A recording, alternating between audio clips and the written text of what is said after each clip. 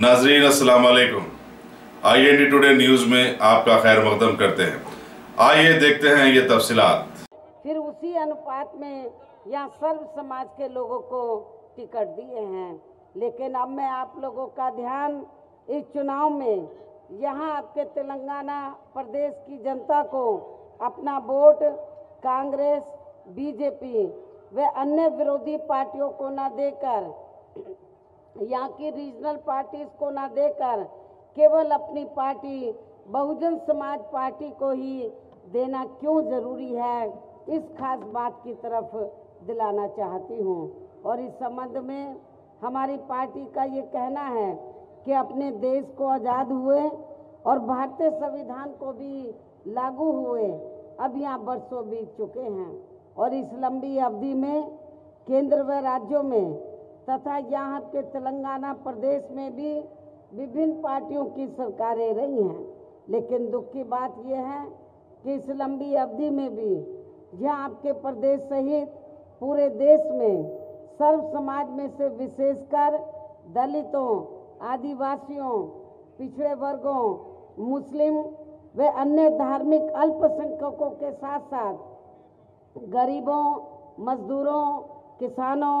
व्यापारियों एवं अन्य मेहनतकश लोगों का कोई खास विकास व उत्थान नहीं हो सका है, जिनके शासनकाल को अब इन्हें और ज़्यादा आजमाने की ज़रूरत नहीं है। और इस संबंध में मैं यहाँ विशेषकर दलितों, आदिवासियों व अन्य पिछड़े वर्गों के लोगों को ये कहना चाहूँगी कि इन्हें परम पूज्य बाबा साहब डॉक्टर भीमराव अम्बेडकर के अथक प्रयासों से यहाँ के तेलंगाना प्रदेश सहित पूरे देश में खासकर सरकारी नौकरियों में जो भी आरक्षण की सुविधाएं मिली हैं, तो उसे यहाँ शुरू से ही इन वर्गों के प्रति हीन व जातिवादी मानसिकता रखने वाली पार्टियां प्रभावहीन बनाने में व इसे धीरे धीरे खत्म करने की भी कोशिश में लगी हुई हैं। यही मुख्य वजह है कि देश में पहले लंबे अरसे तक यह राज करने वाली कांग्रेस पार्टी ने और अब वर्तमान में बीजेपी की केंद्र एवं राज्य सरकारों ने भी इनका आरक्षण का कोटा पूरा नहीं किया है। अभी तक भी इनका आरक्षण का कोटा पूरा नहीं किया है, और इस मामले में लगभग यही खराब स्थिति हमें यहाँ आपके तेलंगाना प्रदेश में भी देखने के लिए मिल रही है। इसके साथ ही पिछले कुछ वर्षों से खासकर कांग्रेस व बीजेपी की अंदरूनी मिली भगत से अब यह सरकारी नौकरियों में दलितों व आदिवासियों के पदोन्नति में आरक्षण को भी काफ़ी हद तक प्रभावहीन ही बना दिया है, जिसे प्रभावी बनाने के लिए अभी भी हमारी पार्टी को संसद के अंदर व बाहर भी काफ़ी कड़ा संघर्ष करना पड़ा है। और अब तो इन वर्गों के लोगों को प्राइवेट सेक्टर में आरक्षण दिए जाने की व्यवस्था किए बिना ही केंद्र व राज्य सरकारों के भी ज़्यादातर कार्य प्राइवेट सेक्टर के जरिए ही देश के अधिकांश बड़े बड़े पूंजीपतियों व धन्ना सेठों को ही दिए जा रहे हैं, जिसके कारण ही अब पूरे देश में इन वर्गों के लोगों को आरक्षण का बहुत कम लाभ मिल पा रहा है। और इससे अब पूरे देश में दलितों व आदिवासियों के साथ साथ अन्य पिछड़े वर्ग के लोग भी काफ़ी बुरी तरह से प्रभावित हो रहे हैं। हालांकि अन्य पिछड़े वर्गों के लोगों को इस खास बात को भी ध्यान में रखकर जरूर चलना चाहिए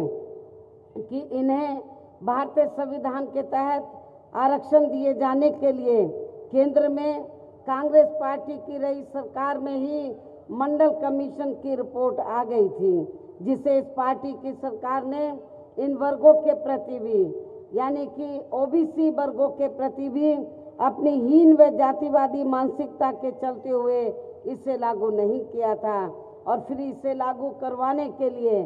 यानी कि ओबीसी की जो मंडल कमीशन की रिपोर्ट थी, इसे लागू करवाने के लिए फिर हमारी पार्टी को पूरे देश भर में काफ़ी कड़ा संघर्ष भी करना पड़ा है। इतना ही नहीं बल्कि इस पार्टी के साथ साथ बीजेपी भी ये नहीं चाहती थी उस समय बीजेपी भी ये नहीं चाहती थी कि देश में इन वर्गों के हितों में, ओबीसी वर्गों के हितों में मंडल कमीशन की रिपोर्ट लागू हो और इन्हें भी आरक्षण की सुविधा मिले। और इस संबंध में वैसे आप लोगों को ये भी मालूम है कि जब बीएसपी के अथक प्रयासों से केंद्र में श्री बीपी सिंह की रही सरकार ने इन वर्गों की मंडल कमीशन की रिपोर्ट को लागू कर दिया था, तो तब फिर उस समय इनको बाहर से समर्थन दे रही भारतीय जनता पार्टी ने इनकी सरकार को ज़्यादा दिन तक चलने नहीं दिया था। इसके साथ ही फिर इन्होंने पूरे देश भर में इसके विरोध में धरना प्रदर्शन आदि भी खूब किया था। इसके साथ साथ बीएसपी के अथक प्रयासों से ही फिर इन वर्गों के मसीहा व भारतीय संविधान के मूल निर्माता परम पूज्य बाबा साहब डॉक्टर भीमराव अंबेडकर को भी इसी श्री बीपी सिंह की सरकार में ही भारत रत्न की उपाधि से सम्मानित किया गया था। अर्थात केंद्र में रही कांग्रेसी सरकार ने इनको इस उपाधि से सम्मानित नहीं किया था। इसके साथ ही अब इन्होंने खासकर दलितों, आदिवासियों व अन्य पिछड़े वर्गों के हित में बने कानूनों को भी काफ़ी हद तक प्रभावहीन ही बना दिया है, जिससे इन पर जुल्म जाति करने वाले लोगों का अब मनोबल और भी ज़्यादा बढ़ गया है। इसी प्रकार हमें पूरे देश में मुस्लिम, ईसाई व अन्य धार्मिक अल्पसंख्यक समाज के लोगों की भी हालत कोई खास अच्छी नज़र नहीं आती है, जिसका काफ़ी कुछ खुलासा केंद्र सरकार की सच्चर कमेटी की रिपोर्ट में भी किया गया है, जिस पर केंद्र में ना तो पूर्व में रही कांग्रेसी सरकार ने और ना ही वर्तमान भाजपा सरकार ने भी कोई विशेष संज्ञान लिया है। इन वर्गों के साथ साथ अपर कास्ट समाज में से खासकर गरीब लोगों की भी हालत पूरे देश में अभी तक भी यहाँ काफ़ी ज़्यादा खराब व दयनीय बनी हुई है, जिसे खास ध्यान में रखकर ही फिर हमारी पार्टी ने यहाँ मुस्लिम व अन्य धार्मिक अल्पसंख्यक समाज के लोगों के साथ साथ अपर कास्ट समाज में से गरीब लोगों को भी आर्थिक आधार पर अलग से आरक्षण दिए जाने के लिए केंद्र की सरकार को कई बार चिट्ठी भी लिखी है और इस मामले को अनेकों बार संसद में भी उठाया गया है, जिस पर केंद्र में ना तो कांग्रेस पार्टी की रही सरकार ने और ना ही अब वर्तमान बीजेपी की सरकार ने भी इसका कोई संज्ञान लिया है। इसके अलावा देश के अन्य प्रदेशों की तरह आपके तेलंगाना प्रदेश में भी सर्व समाज में से विशेषकर यहाँ गरीब, मजदूर, किसान, कर्मचारी, व्यापारी एवं अन्य मेहनतकश लोग भी अपनी विभिन्न समस्याओं को लेकर अभी भी हमें काफ़ी ज़्यादा दुखी व पीड़ित ही नज़र आते हैं। और इनमें किसान लोग तो यहाँ सबसे ज़्यादा दुखी व पीड़ित हैं। इसके साथ ही पिछले कुछ वर्षों से केंद्र व राज्यों में विभिन्न पार्टियों की रही सरकारों की लगातार चली आ रही गलत आर्थिक नीतियों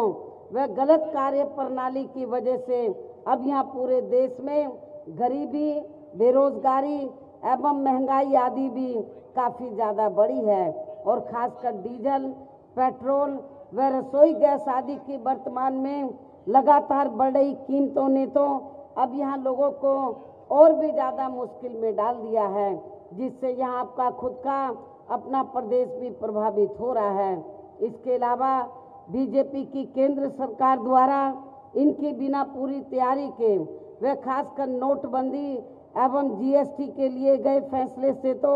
अब यहाँ देश की अधिकांश जनता बहुत ज़्यादा दुखी है, जिससे देश की अर्थव्यवस्था पर भी काफ़ी ज़्यादा बुरा प्रभाव पड़ रहा है। हालांकि इस मामले में शुरू से ही हमारी पार्टी केंद्र व राज्य सरकारों से भी हर स्तर पर ऐसी नीति अपनाने की लगातार ये मांग करती आ रही है कि देश में कुछ गिने चुने पूंजीपतियों व धन्ना सेठों का विकास होने की बजाय यहाँ गरीब व आम आदमी का ही विकास होना चाहिए। तभी सही मायने में यहाँ की जनता अपनी गरीबी, बेरोजगारी, महंगाई वे अपनी अन्य और सभी समस्याओं से भी काफ़ी हद तक मुक्ति पा सकती है। इसके साथ ही जहाँ तक आपके तेलंगाना प्रदेश सहित पूरे देश में गरीबी एवं बेरोजगारी को खत्म करने का सवाल है, तो इस मामले में केंद्र में अधिकांश रही कांग्रेसी सरकार ने व वर्तमान बीजेपी की सरकार ने भी अभी तक जो भी केंद्रीय योजनाएं संचालित की हैं, तो उनके अब काफ़ी वर्ष बीत जाने के बावजूद भी उन योजनाओं से ना तो यहाँ की गरीबी व बेरोजगारी दूर हुई है और ना ही आम जनता की गरीबी एवं बेरोजगारी में कोई खास कमी आई है। इसके साथ साथ पिछले कुछ वर्षों से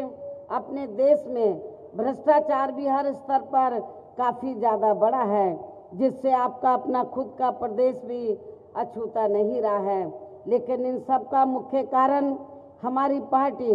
आज़ादी के बाद से लेकर अब तक केंद्र व देश के अधिकांश राज्यों में तथा यहाँ आपके खुद के अपने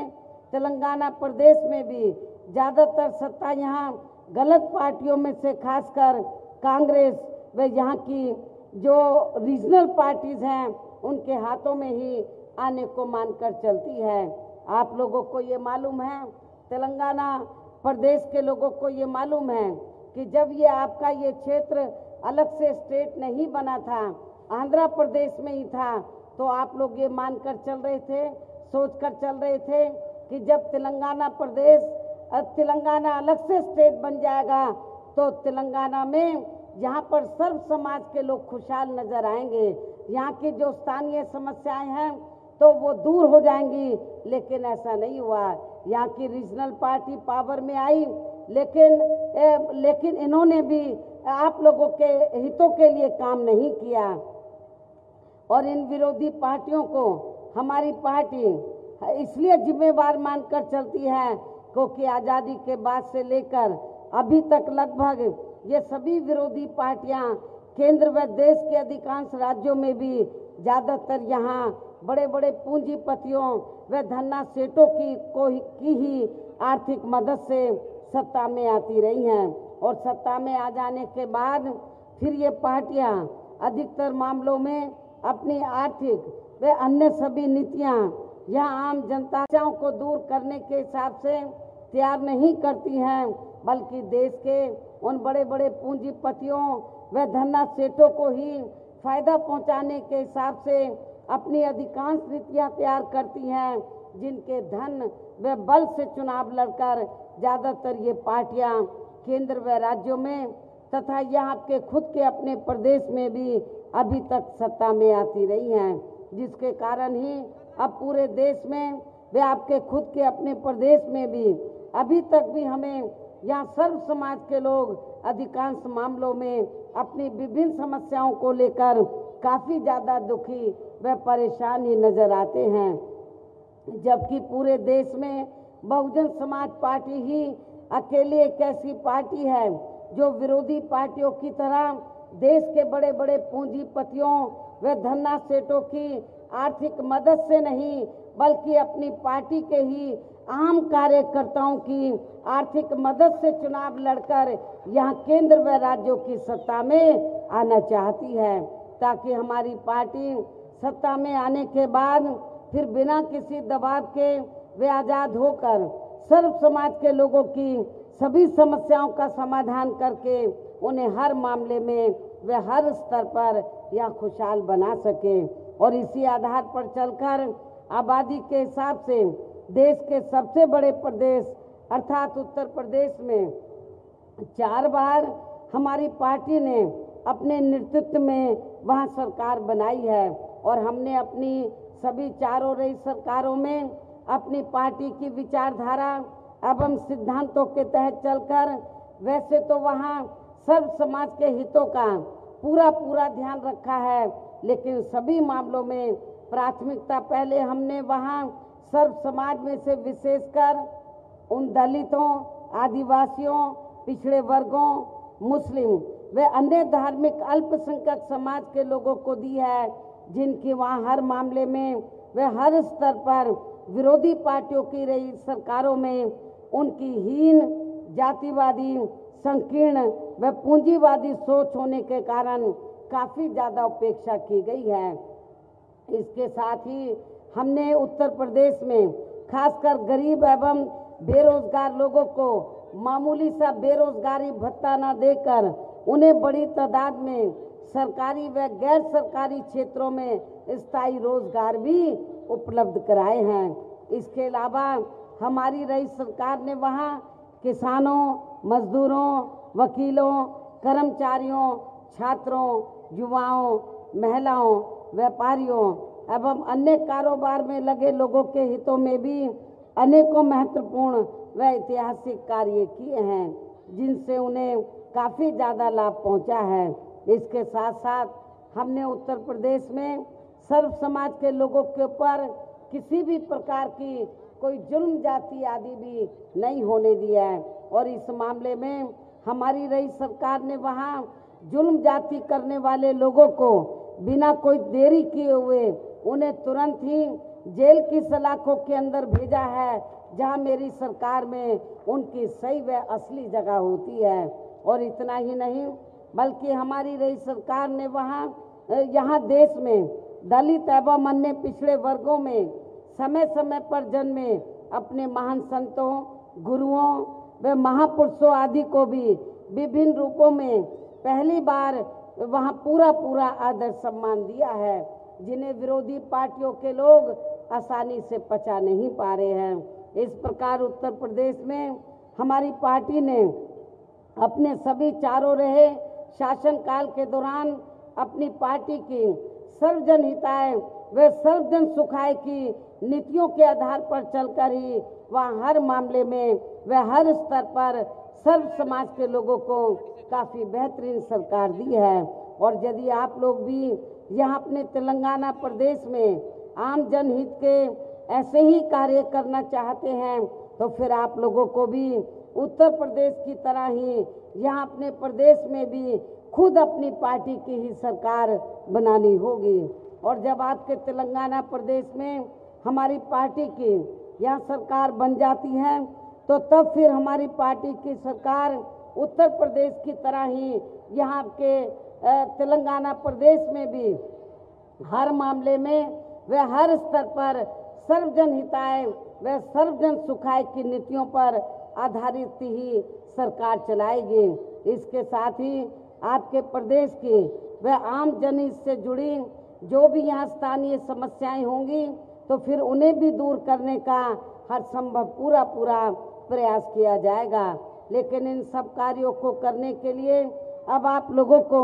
यहाँ अपनी खुद की सरकार बनाना बहुत ज़रूरी है, जिसके लिए अब आप लोगों को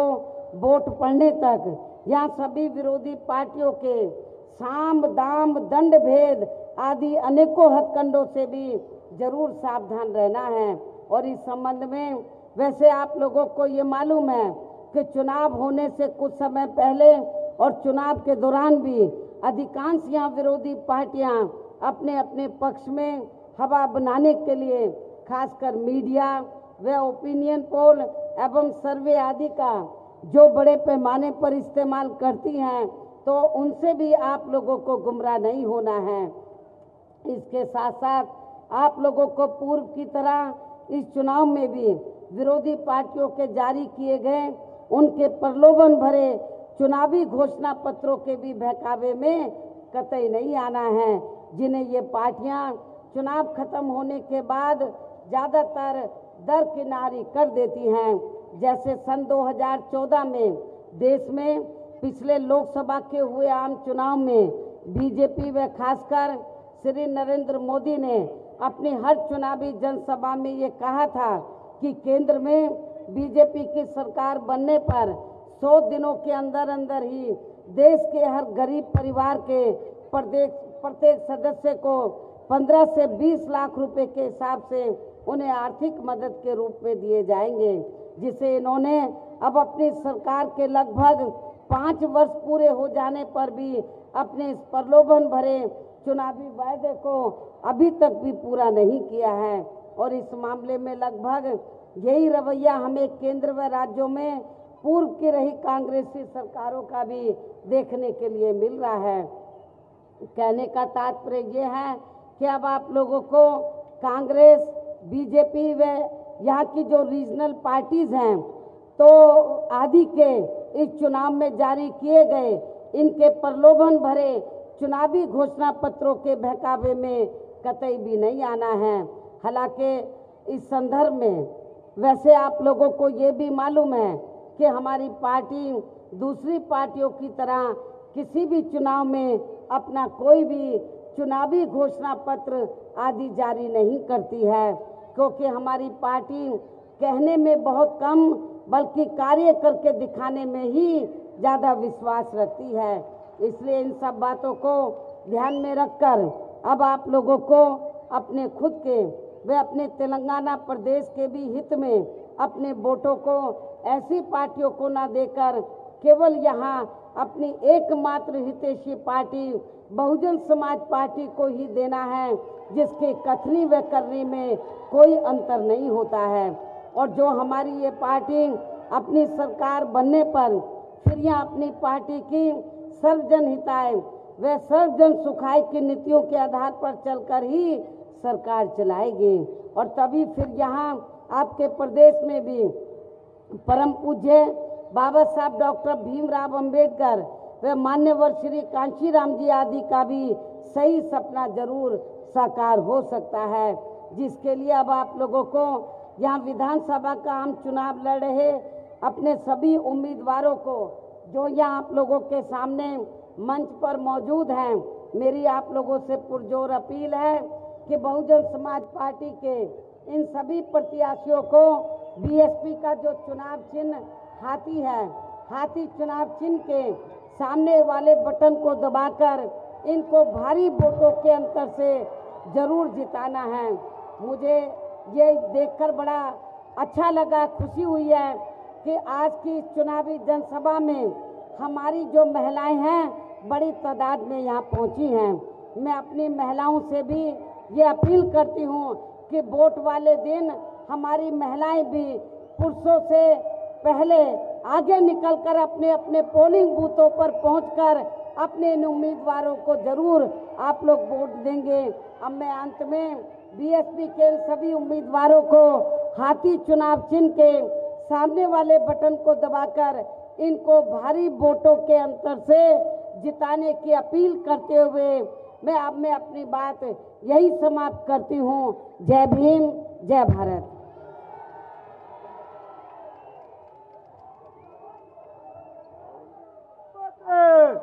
अगर आपने हमारे चैनल को सब्सक्राइब नहीं किया है तो आपको यहाँ सब्सक्राइब बटन दिख रहा है, उसे क्लिक करिए और सब्सक्राइब कीजिए और साथ ही साथ बेल आइकॉन को भी क्लिक करिएगा, जिससे कि आपको ताज़ा अपडेट मिलते रहें।